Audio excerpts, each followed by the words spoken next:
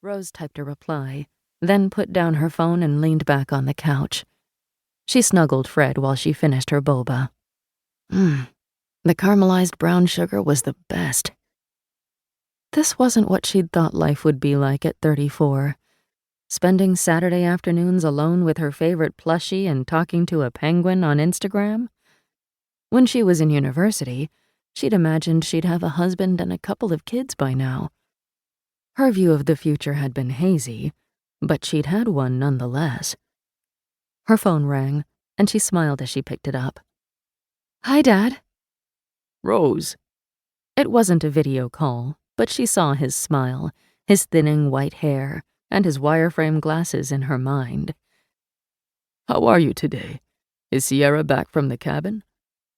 "It's okay," Rose said. "Sierra won't be back until tonight."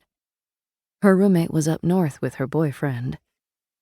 They spoke for a few minutes, and then her father dropped a bit of a bombshell.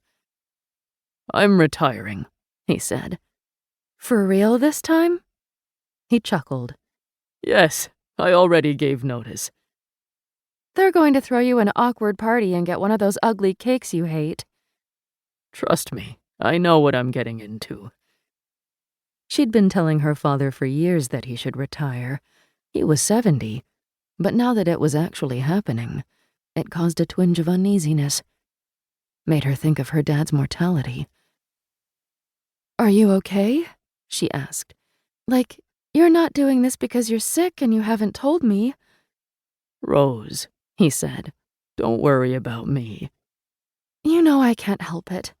"I know, but I'm fine. I would tell you if there was something wrong, I promise. I'll have more time to help out when the twins come." "Tracy's having twins?" "Lou didn't tell you?" Perhaps Rose would have heard earlier if she'd lived in Ottawa with the rest of her family, her dad and her 2 brothers.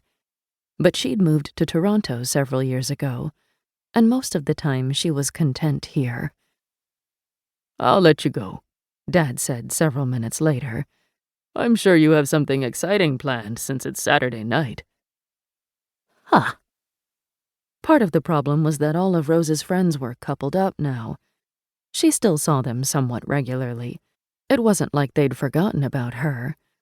But she'd been finding herself alone on weekends a little more often lately, as her friends went on dates and did coupley things. Truth be told, she was envious. She wanted to be part of a couple, too. Of course, being in a relationship wouldn't solve all her problems, but she still liked the idea of it. Someone to cuddle when she watched movies. Someone to take care of her. And the reverse. Just a little. She tried not to want it too much.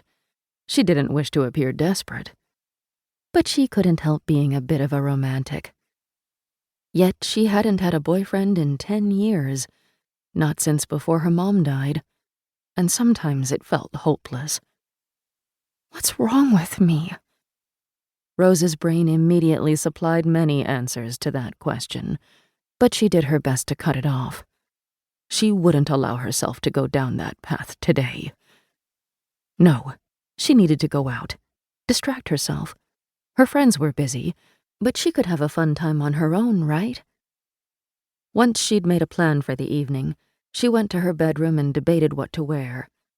She settled on a red sundress that she'd bought last month from an online plus-sized retailer. She'd been waiting for a special occasion to wear it, but why couldn't she wear it just for herself? Her brain tried to pull her back under, telling her this was pathetic, but she ignored it as she applied her makeup and picked out her shoes. She was going to have a good time. She selected some wedge sandals. Since she was going to places that weren't far from the house she shared with Sierra in the annex, she didn't need shoes that were comfortable for a long walk. Her first stop was a Japanese restaurant with the best bento boxes. Why did food in rectangular compartments please her so much? She wasn't sure, but she'd always been fond of such things.